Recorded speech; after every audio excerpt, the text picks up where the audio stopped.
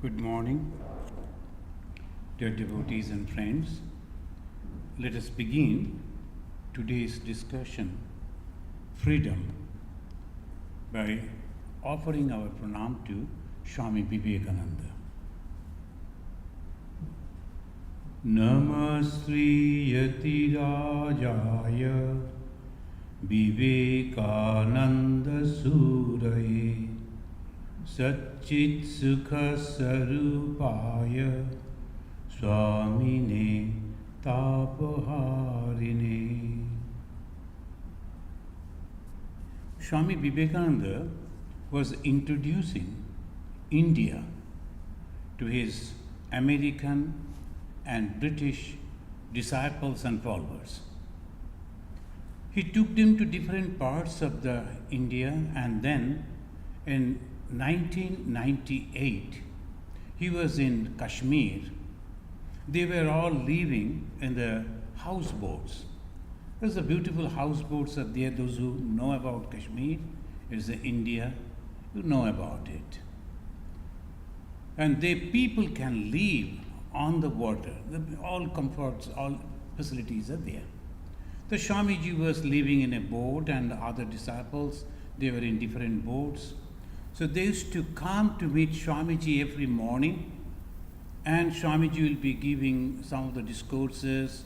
Sometimes he will be chanting, sometimes he will tell them the history of India, and sometimes meditation. It was a sort of a spiritual retreat was going on. Then one day, when as usual, they all assembled on the Swamiji's boat, and it was the 4th of July, 1998, 4th of July. And 3rd July, Swami Vivekananda composed a poem dedicating to the freedom of America. So he gave the name to the 4th of July. And he wrote, and also he read out before them, "Behold, the dark clouds melt away, that gathered thick at night and hung so like a gloomy pall above the earth. Before thy magic touch, the world awakes, the birds in chorus sing, the flowers raise their star-like crowns, dew set, and wave thee welcome fair. The lakes are opening wide in love, their thousand lotus eyes to welcome thee with all their depth. All hail to thee, thou Lord of light, a welcome new to thee today. O Son, today thou saidest liberty." Then he said, "Move on, O Lord, in thy resistless path, till thy high noon overspreads the world, till every land reflects thy light, till men and women with uplifted head behold their shackles broken and know in springing joy their life renewed." In this poem, Swami Vivekananda is mentioning that liberty and freedom. These are the two words he has used in this poem, liberty and freedom. And the para that I didn't read here, there he is describing the sacrifice some people they do. The people, they're born free. They like to think freely. They like to live freely. But there are in this society some people, they like to never allow this type of things. But this goes on in every history. So freedom is the first condition of growth. Standing on the soil of America, he declared, Swami Vivekananda declared, freedom, freedom, freedom. Freedom is the first condition of growth. India was under the subjugation for a long period of time. In here, though they fought against the Britishers, but the presence was very less, we can say, comparing with ours in India.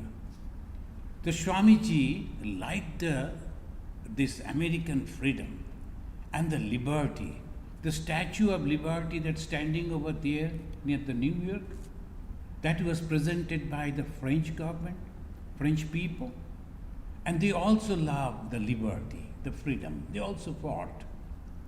And after America, so many other places also got inspired and they fought against liberty, freedom. Unless a person has the liberty, the freedom, it cannot grow properly. So that is the way it says in 1776, the 4th of July, 13 colonies, they unitedly declared freedom from the kingdom of Great Britain. Friends, when Swamiji was reading out the poem, 4th of July, is praising the freedom of America, Americans were very happy. Britishers were also there. He was having his British followers and disciples. An American fought against the Britishers. They got freedom from the Britishers.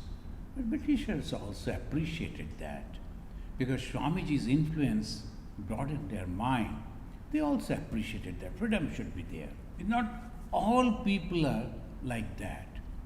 So Swamiji read out, and here we find the 1776 4th of July, the 13 colonies, they declared this.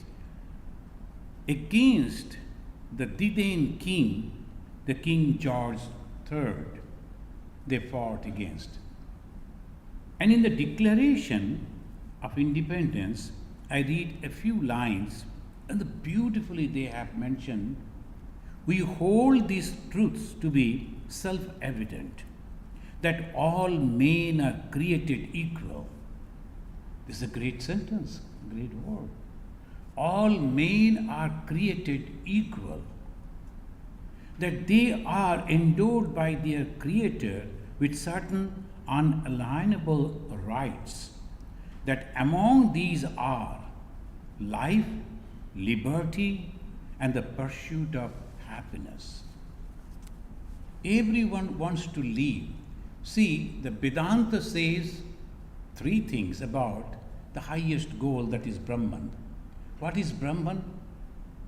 It is eternal. So the people also, the Creator is eternal. The creation also likes to give in this way, everyone should be eternal. So life. And to live, how to live? By knowledge. So Vedanta says it is knowledge. And Sat, Chit, Ananda, Sarupa, in the Vedantic way, they give they analyze the Creator, Sat, Chit, Ananda. What is Sat? Eternal. So life. In the declaration they are mentioning life. Chit, knowledge. And they say is the life, liberty, and the pursuit of happiness. What is the last word of the Brahman? Happiness, bliss, eternal. Though the founder fathers of the America, they were not knowing the Vedanta, I don't know, of course, maybe they were having some idea, but they are mentioning these three words, which long back in India, they realized and they said, this is the Creator. Sat, Chit, Ananda, Sarupa. Sat is eternal. Chit is knowledge. Ananda is the bliss. So that these three. Here also in America they say life, liberty, and pursuit of happiness. This Swamiji was very fond of these three. He was also very, though he was born at the time it was ruled by the Britishers in India, but his thoughts and behaviors were completely free. He will be coming and arguing with Bhagavan Sri Ramakrishna all the time. He wanted to know things very clearly. If a person is not clear about his thoughts and ideas and how he will grow. Just somebody said that you should do this and they go on doing. Some people they do and that is good for them. But those who are really thinkers, they always try to understand and then practice. Not that they deny, they try to understand it, get it clear in themselves, and then only they will move forward. So that is Swami Vivekananda. Swami Vivekananda, a lover of freedom, he appreciated these ideals: equality, fraternity, and freedom. And he gave the call for India. And you will wonder the two different ways he gave the call. First he said, freedom, freedom, freedom. Freedom is the first condition of growth. That he indicated for India and the Asian countries, those who were under the subjugation of the British rule. So that was there. Again he said, freedom is the song of the soul. What is that? Because in the Christendom, all the time they will be imposing, you are a sinner, you are a sinner, you are a sinner. And he said, no, it is a sin to call a man so. We are the children of eternal bliss. So he said, freedom, freedom, freedom. Freedom is the first condition of growth for the social, political, economical, that freedom. And he said, freedom is the song of the soul. The soul, a being, should be completely free. And because the Creator is free. So obviously, as a Vedantin, he said these words and he mentioned that you should not suppress people by saying, you are weak, you are weak, you are weak. Swamiji, in one hand, appreciated the unique atmosphere, the technique of America. The people, they are coming on the shore of America for freedom, but they were from the Eastern Europe and they were not that way developed. They came over here, they lost their self-confidence, their heads were hanging on their chest. Then the American atmosphere will be whispering to their ears, Pat, you can do it. John, you can do it. As if Swamiji is mentioning in this way. And slowly, slowly, these people, they got back their self-confidence. And when they got back their self-confidence, Swamiji is mentioning, after a few years, they straightway go and shake hand with the President of America. So that is the self-confidence, and that is Vedanta. What is Vedanta? Swami Vivekananda's Vedanta? Self-confidence. So when it is not ego, it is a self-confidence. I can do it. It is possible for me. I will try. Swami Vivekananda is addressing the Indian people. Constantly you are telling, I won't be able to do, I won't be able to do. By saying these again and again, you are making your life like that only. You can't do anything. You have lost self-confidence. Get back the self-confidence. I can't do it. Many others can do. I can also do. So this is the difference between the ego and the self-confidence. What is freedom? Self-confidence. I can do it. I can understand it. And I am not going to stretch my hand to before anyone. That is freedom. The many of the Asian countries, the rulers, they will always go on giving the doles. Oh, you, okay, now you're poor, I will give you this much, that much. And why? I will earn and I will spend my money. That is called self-confidence. Never stretching that. And freedom doesn't mean only political freedom. Freedom means every sort of life. I will choose what I should do, what I should eat, what I should wear, what type of life I should live. Everything, that freedom should be given to that person. Of course, before that, proper education should be there. Before that, the system should be there that he will know that not only freedom but responsibility. I cannot disturb others. I cannot do anything that will harm others. That is not freedom. So the freedom, the word freedom, is really bears everything. And Lord Buddha left his hearth and home. Why? For freedom. What is Buddhahood? Freedom. And by what we are bound, he was having everything. He was a prince, he was having kingdom, he was having beautiful queen, his son, everything was there. Everybody was expecting that he will be the next king. Then the Lord Buddha observed, no, there's a lot of other things are there, about which I was not aware. Then he decided by seeing a monk, oh, he is a free person, not attached to anything. So what is bondage, attachment? And what is freedom? Pure freedom, true freedom, non-attachment. So Lord Buddha, the Gautama, he went for that. So we are discussing about the freedom that is political freedom, social freedom, economical freedom, freedom of all sorts. But along with that, the Indian tradition has taught us another freedom. I will take you to that about which Swamiji said, Song of the Soul. What is the song of the soul? Our soul is completely free. Body is bound. Because different type of conditions are there. Sometimes we are sick, sometimes we are strong. All these things happen to the body. But what about the mind? What about the soul? It is completely free. Soul is so subtle. And here I was reading that one son is giving that advice to the mother. That is very unique. Usually mothers, they teach the children. And here, in the beginning of the creation, in the Bhagavata we find, the Lord Vishnu, the creator, he took the form of a son and then he inspired his mother. And how it is? The conversation between the son and the mother is called Kapila Upadesha, and giving the classes on this subject in the Hindu temple of Lemont. So yesterday we were reading this part. What is the bondage? Not economical or political bondage, the bondage of spiritual bondage. And the Indian, they will always take you to that.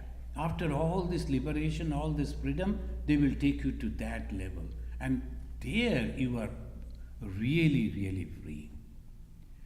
So we appreciate the freedom, and so many people, they gave their life to get this freedom. They all took up all the trouble only to give freedom to the others.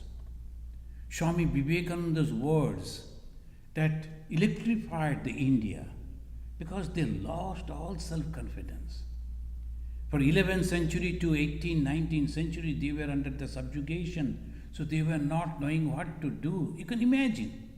Generations after generations, they were under the rulers. So they lost everything, all self-confidence.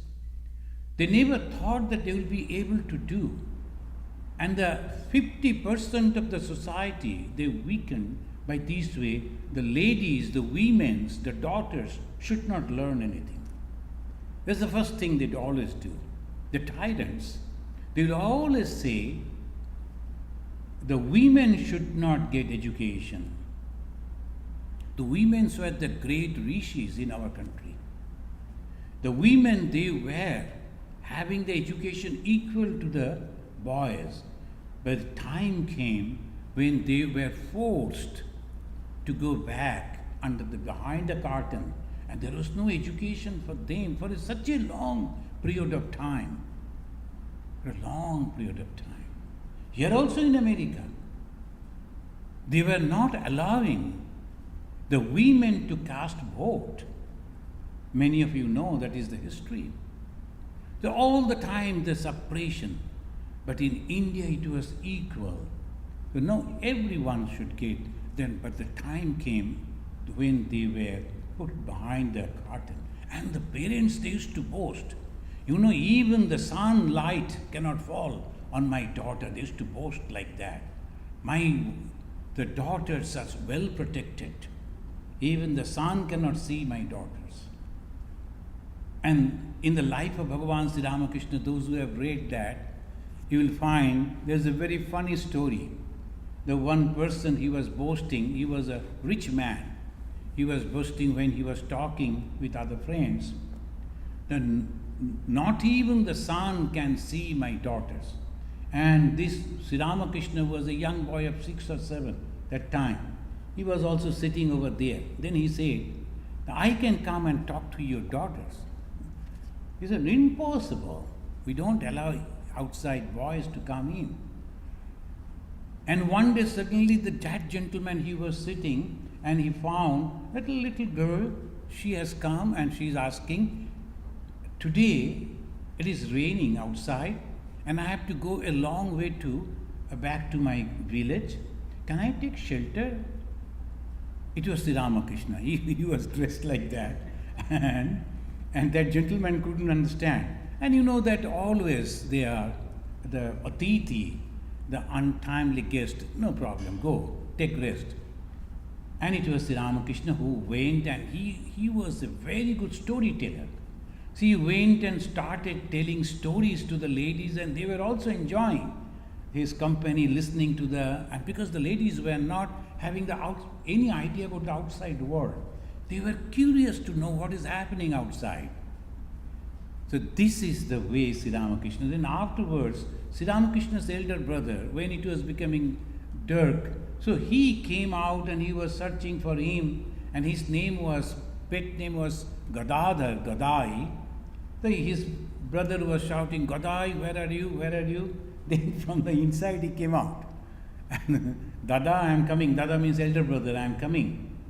Then this man saw that, hey, how could you enter? Then I challenged you, so I did it. Now that boy gave an advice to that elderly person. You cannot control the ladies by that way, by covering. Give them education and they will take their own care.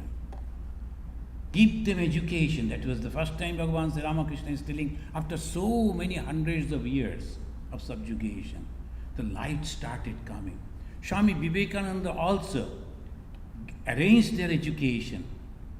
And there was no any Indian lady to teach them. Can you imagine?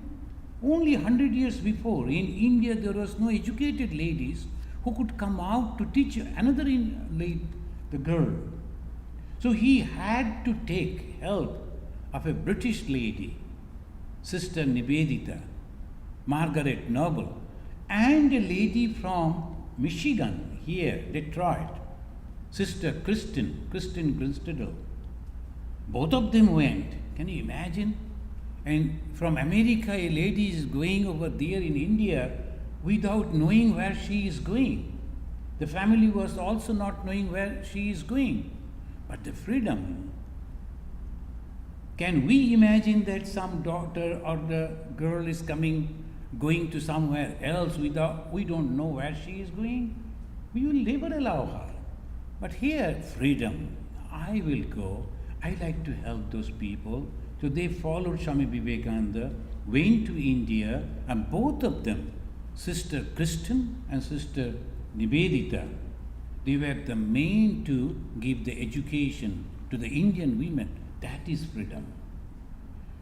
Swamiji never said you are free, go out and do whatever you like. No, first you learn, know how to understand things in this world, and they slowly grew. And now look at here in America. Swamiji wanted only one educated Indian lady to come and give a talk over here in America. He couldn't find even a single one. And now so many educated ladies are here within 100 years. Who initiated this? Vivekananda. This is called freedom. Give them education and take your hands off. This is freedom. The law ladies, all the girls, they are now, in India particularly, majority. There are villages, there are some groups of people, still they are not allowing the ladies to get the education. You need not to do anything, just give education. Shiksha, the jnana, the knowledge. That is the power. What is freedom? Give them knowledge and they will take care of themselves. Instead, if we go on giving only the alms, helping them, and forcing them to depend on me, that is not freedom. The freedom is this. And then Swamiji, seeing that the people here are suffering because of the wrong conception of freedom about spirituality. The spiritual life, oh, you cannot do anything. You are a sinner, you are weak, you have done so many wrongs. Only someone will come and you will get the redemption, you have to follow this, follow that. He rebelled against that too. And he said, no. How can you say that someone is a sinner? Each and every one has been created by God. That was the declaration in America, declaration. The Creator created everyone equal. Swamiji appreciated that declaration. 1776, that they drafted, and that was so unique. It tallied with, that's why Swamiji liked that. Any Vedantin will like it. Everyone is equal. Why? The Creator has created us in that way. Not that I am giving you this. Creator has created same way. That equality. You know, friends, my experience that in America it is so. They can practice because there are no kings. It was not under the kingdom. All of Europe and Asia, we were under the kings only. So we were not citizens. We were all subjects. Till now, in the most of the parts, we could not come out of that. So our freedom is still apparent freedom. I'm sorry to say that. Still apparent because we are not concerned, we are not conscious about the citizenship and the subjects. Subjects are those who only go on listening and following the command. The king will say, hey, you do this, and they will go and do that. Enemies are coming, take up the arms and go and fight in the border. They will do that. But of their own, no, this is our country, we have to save. That conception still not there. We have to save our society, we have to save our country. That conception is still not there. This is citizen. They always do that.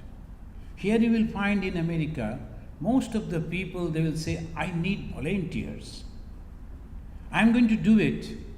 Is there any volunteers are there? You please come. Those who will like that idea, they will follow.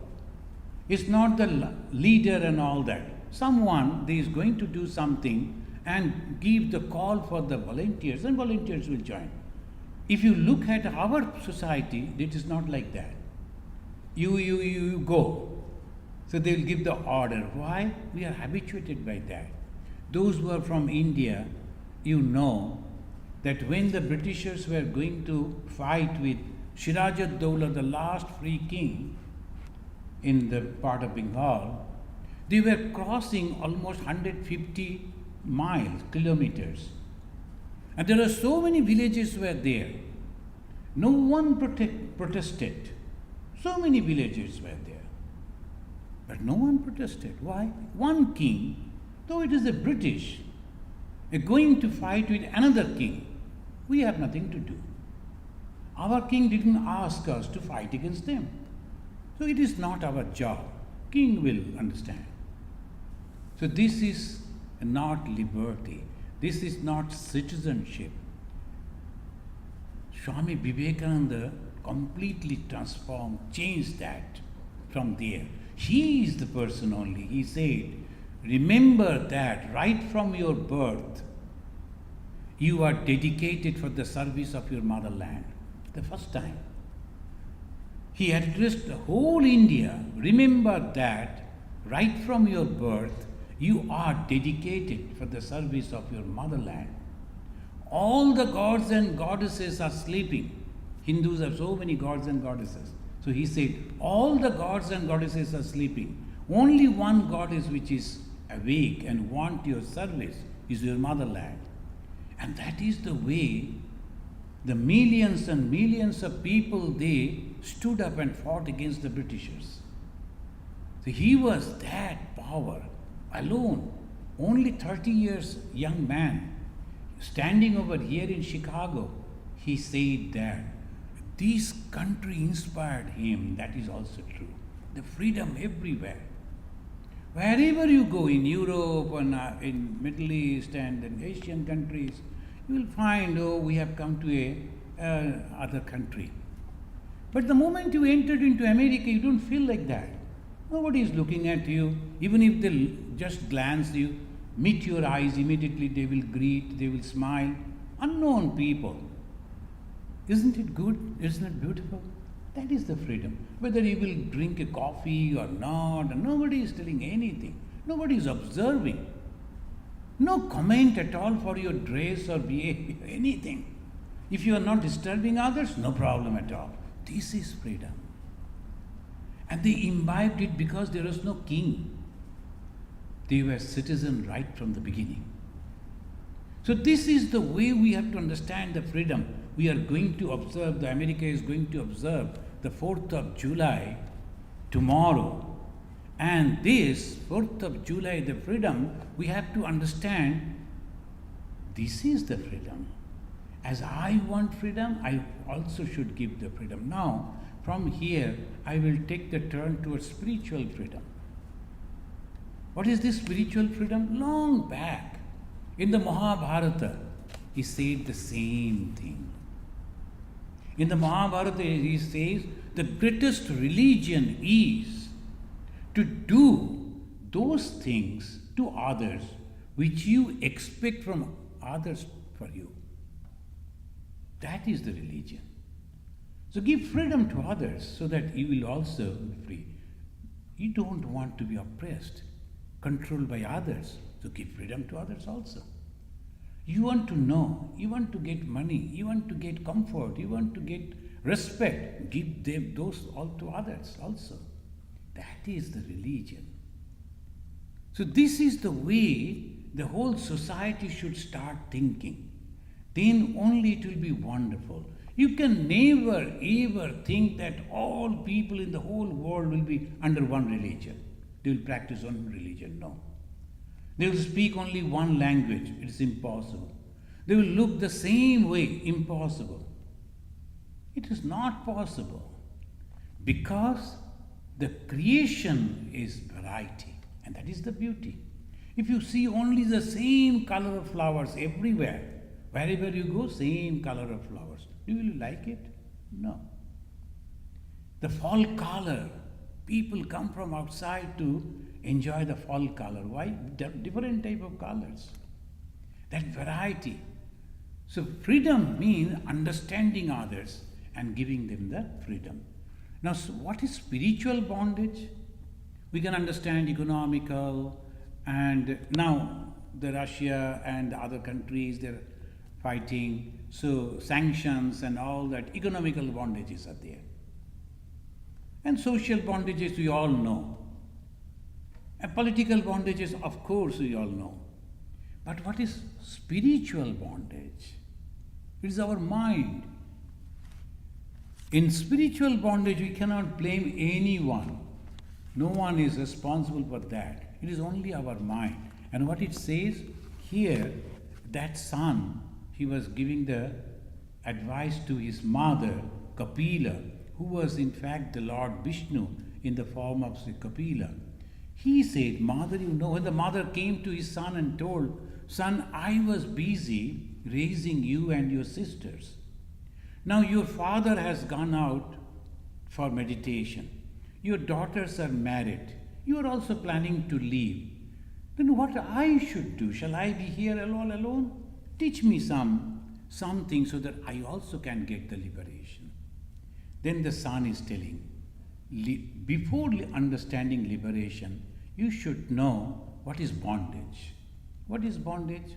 It says, Cheta khalu tasya baddhaya mukta echa atmano matam. Matam, the decision is this. Khalu means surely, know it for surely, it is certain. Cheta khalu, know it for surely, certain that Baddha and Mukta, The bondage and liberation depends on what? Guneshu saktam baddhaya ratam. Guneshu asaktam baddhaya. In Sanskrit, those who understand Sanskrit, guna means sattva, raja and tama. These are the three gunas. If somebody is attached to those gunas, they are baddha. And if not, pumsi muktaye, then that person is completely free. Our mind, we cannot work beyond these three qualities. Good, mixture of good and bad. Most of the people, they try to be good. And we are in the middle. Some bad things are also there, good also there. So we are a mixture of good and bad. That is Raja. In the Sanskrit, they gave the name Sattva, Raja and Tama. Tama means all bad, always bad type of things. I cannot see good to others and they are very... So we are not talking about them. But mixture of good and bad. This mixture of good and bad, from there we have to go to the good. And then we have to go beyond that too. Majority of the religion, we conclude becoming good people. But that is not religion. We must learn that. That is also bondage. Bhagavan Sri Ramakrishna explaining this through a story. A man in the jungle was attacked by 3 different people. So they looted him and then they said, the first one said, kill him. Otherwise he will go and complain to the police and police will come, arrest us, kill him. The second one told, it's not necessary killing him. Rather, tie him over here. Then the tigers and other animals will come and kill him. So why to kill that man? And third one was quiet. After some time, secretly the third one came back, opened him from that bondage and said, come, I will show you the path and you can go and reach your village. Then he came at the edge of the jungle and showed him, no, over there. That is your village, go over there. This man was very happy. He said, you are helping me so much, why don't you come along with me? I said, no, I'm also a dacoit. Though little good comparing with them, I don't like to kill. I don't like to see the suffering of others. But I too am a dacoit. If I go over there, police will arrest me. I cannot go. So you please go. Bhagavan Sri Ramakrishna is telling the first one, who was in one way wanted to kill, it's a tama. They are very dangerous type of people. They never think about anything. Just kill and loot, that's all. And second one was thinking, why to kill? That is Raja. Good and bad mixed. And the third one who came is also Sattva. Sattva, but still is a guna that binds. Majority of the people who are practicing religion, they reach up to Sattva. They'll be telling the truth, they'll be helping people, they are not hurting others that much. But in spirituality, particularly Vedanta, they say you have to go beyond these two. And that is called freedom. Complete freedom. Otherwise, you feel satisfied by helping others. That is also bondage. Because you have that I consciousness. I am helping others. I am thinking for others. I am loving others. I am concerned for others. That is also bondage. That I is there. They don't help. So majority of the religion, they reach up to that moral values and then they stop over there. No.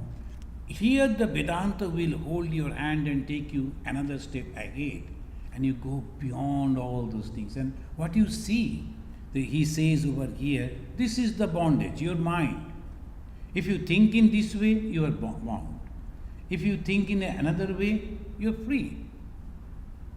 So it is only your mind. So think in that way that I am not bound by this. Oh, this is my son. I must look after, I must take care. And after the son, grandson. So go on doing it. again and again. And people, they like it so much. When the grandson has also grown up, they go on searching for another child. So there is no less of it. It goes on. One gentleman came to me. I was in Arunachal Pradesh and said, Swamiji, my son is going to finishing the graduation and all that. Then he will join the job. I will then come and I will help you in the ashrama. I told, very good. After a few years I met him. I told, what happened? Your son has already got the job and you are not coming. Who will look after the newly born, the grandchild? Because my son is busy, his wife is also working, it is all on me only. So I will continue. Then when he will become 20 years old, come back. It is not possible. If you go down and see the symbol of the Ramakrishna mission, Swami Vivekananda himself, he planned that, drew that. There's a wavy water. It's a symbol of work. Work never stops. It goes on if you go to the ocean, you will see the waves and if you think, let the wave be quiet and then I will take it deep. Impossible in the ocean.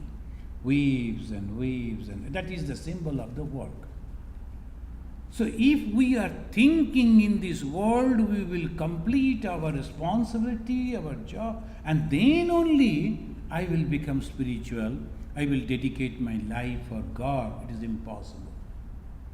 Majority of us, in my age group, how long we will survive? Another 15 years? 20 years? 25 years? Not more than that. And if we survive more than 25 years, we will be on the bed only.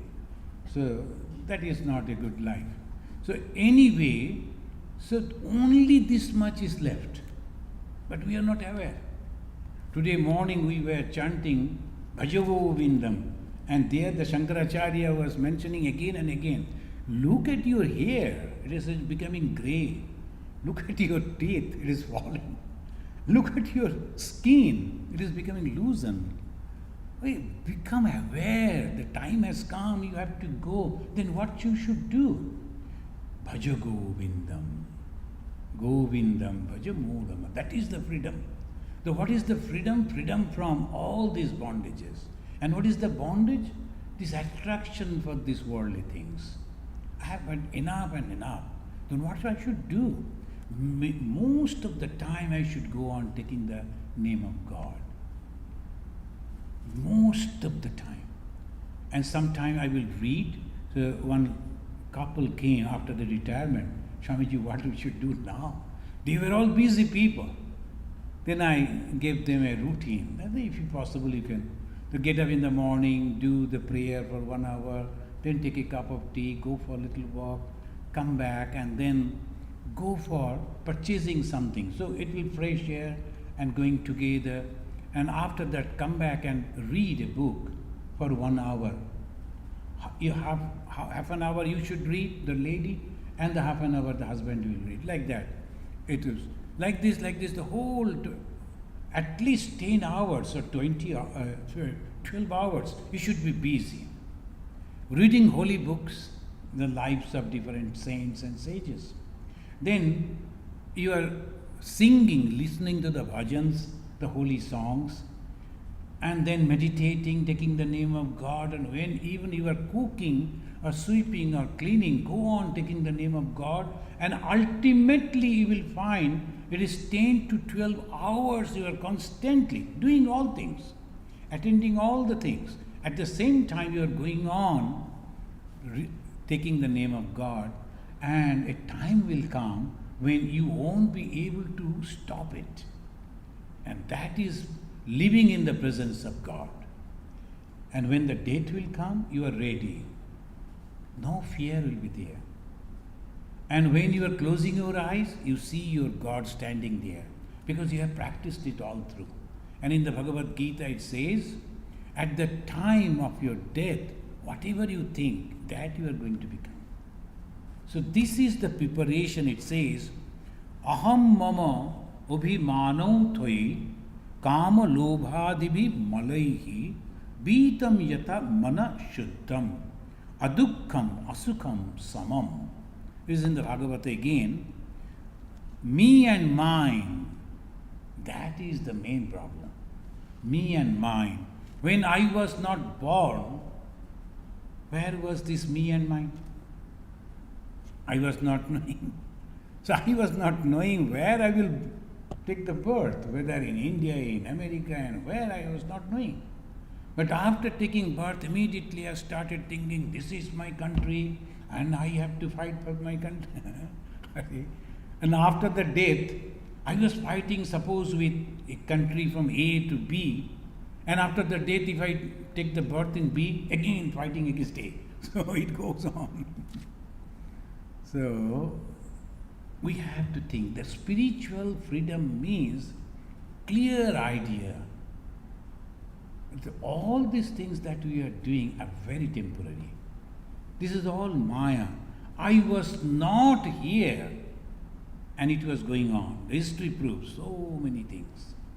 When I won't be here, it will continue. Why in between I am thinking that I am a very important person, without me nothing will run? Everything will run. Everything. Unnecessarily we are giving so much of importance to our presence. It is not necessary. Whatever the responsibility that which you do, aham mama, aham means me, mine, mama, mine, me and mine, that is the bondage. And that is called kama lobhadivi malaihi. And that is the dirt, that is the impurity. Because the moment I, me and mine, so naturally lobha, moha, all attachments are there, and that is the impurities. Spiritual freedom we are talking about. The spiritual freedom of what? Of mind. It's not, nobody is suppressing me. I am completely free because I am quietly sitting. If someone says, hey, you must have to go to the church, okay, I'll go. And I go and sit over there and think. My thought no one can control. I am completely free. So what I am thinking, that my mind is getting attached to this type of thing, but it is not necessary. The moment I can understand these, that's called mala, that's called impurities. And the moment I think, beatam, it has gone. Now fear was there. I was so much of afraid. Then one day I go to that place. I say, oh no, it is nothing. Then I am free. It was superimposed. I was afraid of something. Actually, it is not there. The moment I understand that, I am free. The long back, one of our teachers, he told the story of a ghost. When our teachers were young, 4 or 5 of them, they were coming back after the football game in some other village. When they were returning, it was dark. In the village, there was no light or anything. Suddenly, they saw, hardly 12, 15 years old, the young group, they saw a lady with a white cloth covered, calling them like this, with the head nodding them. And they were so much of, they were after 4, I think they were telling 10 or 12 of them. Everybody was so much afraid, and all of them, they were shouting, oh my God, a ghost is there, a lady ghost, and she is calling us like this. And Indian ladies, they cover the face like this sometimes, and so they couldn't go. Suddenly they found 2-3 people, villagers, in bicycle. They crossed by, because they didn't notice that these boys are here. And they just crossed and they went by the side of that same.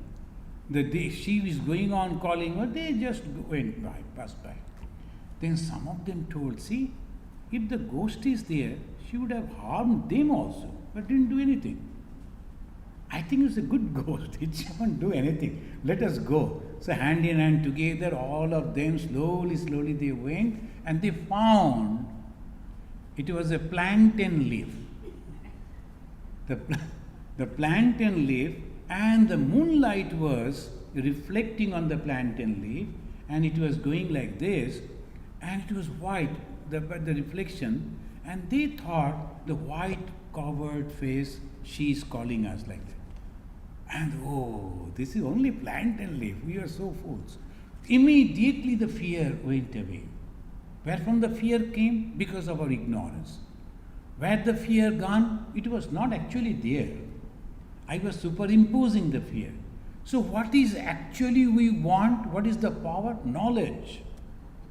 Knowledge is the power. The moment I know, I am not going to die actually. Because my soul is eternal and it will go pass on. All religions, they think in the same way.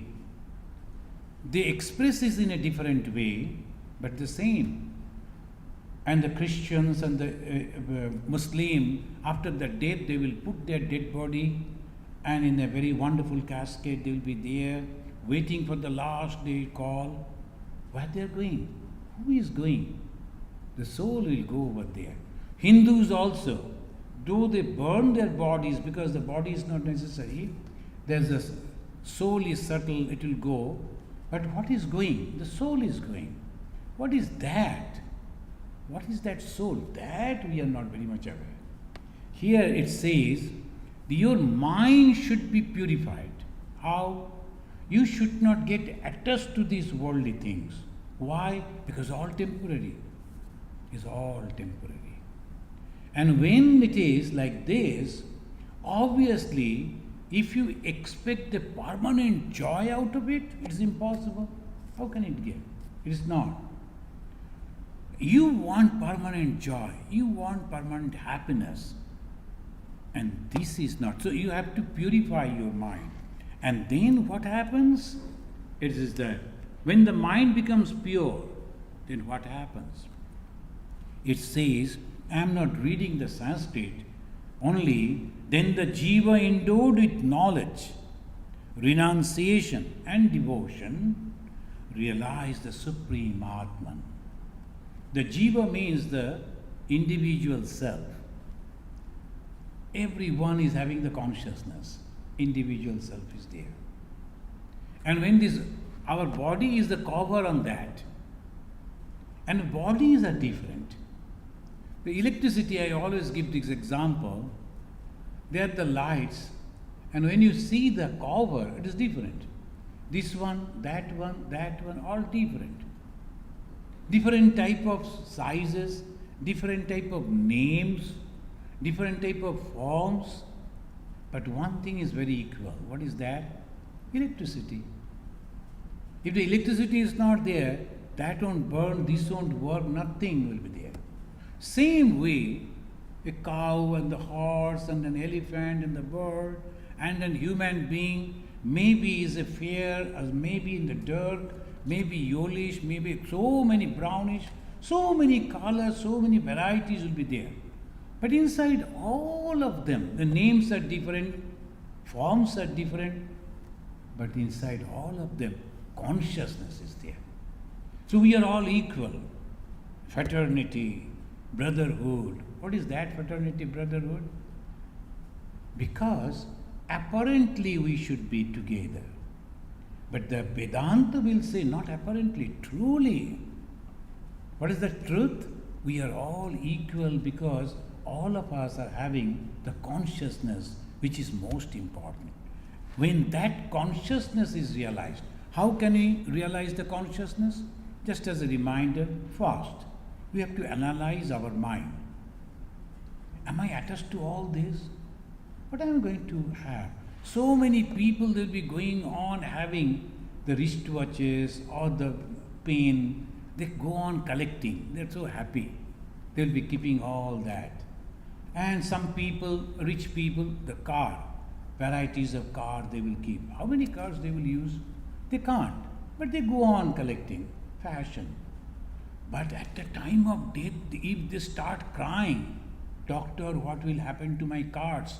I am having 50 varieties of cards. Then doctors, of course, will advise, give to me. Then donate all those things to me, I will take care.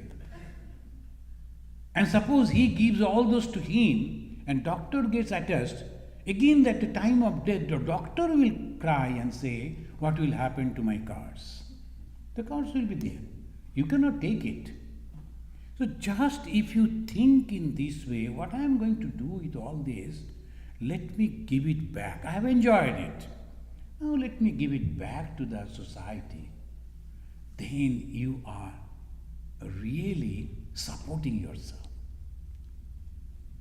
When you are giving those things in charity, in return, you are getting back spirituality. And that's why in every religion they say, how it is possible? Because your hard-earned thing and your so much of love, now you are forgetting those. You are detaching your mind from those. That is the spiritual benefit. Not that God will come and touch your head. It's just simple. I was attached, I am becoming detached. When I was attached, I was bound. The moment I am detached, I am free. The moment you are free, where your mind will go, that it says renunciation. Renunciation means vairagya. Jnana is the knowledge. What is that knowledge? Everything is temporary. So I am not going to get all the joy out of these temporary things. That is clear. Now I give up all this because whatever I wanted I have got already. I have enjoyed, enough is enough. It's not necessary now. So that is vairagya, I give up. I give back to the society. I earned this much, I enjoyed, now I give it back. Because I know that I am not going to live long. Whatever is necessary for me, I will keep and then go. And then devotion, bhakti. So first is knowledge, then renunciation and devotion. It's called Shiva Pantha. Shiva Pantha means the best way. The best way to get the freedom of the soul. The soul is bound. The soul is eternally free. Just because of my ignorance, I get bound and I suffer. What happened? Next birth, next birth, next birth, next birth. There's no end of this. And that is the reason, only this much. The Vedanta is perfect as a scientific way, it teaches. You enjoyed all this? Yes. Now you are satisfied? Yes. Give up them. That. And completely, 100%. Don't recognize, hey, that car, I donated. No. But that car it was mine, I donated to that man. No, that way, that won't do. Forget about it, totally, completely. That's why Lord Jesus said, if you are donating something from the right hand, the left hand should not know. You should forget whatever I have done. Then you get the freedom. Freedom, freedom, freedom. Freedom is the song of the soul. Thank you, friends. Thank you for listening so patiently. So this is the freedom that we should try to understand. Of course, we need the political and economical and social freedom, but at the same time, we should not forget the freedom of the soul. Thank you. Arijit is asking, in today's world, in the name of freedom, in bracket, speech, act, right to know, often people get misguided. However, true freedom is nirvana. How can one complete this journey of realization? This at the last we discussed that. It's called Shiva Pantha. In that Bhagavata, the Kapila Muni, he is telling to his mother, Shiva Pantha. Pantha means the path. Pantha means the way. And Shiva means the best. The best path, what? Knowledge. Understanding it clearly. Then renunciation, giving it away. And then devotion to the Supreme. That much. So I am withdrawing my mind from objects, sense objects, because I understood that these are all temporary. This is called knowledge. Then I give up all those from my mind totally. That is renunciation. And then where I will keep the mind? I have to have a place. That is the Supreme Lord. I think about Lord. I pray to Lord. I sing the glory of Lord. That is called devotion. So these are the three ways we can get the freedom. Thank you. Thank you, friends. Let us say Shanti 3 times and we conclude. Do you have any question? No. Om Shanti, Shanti, Shanti, Harihi Om Tat Sat.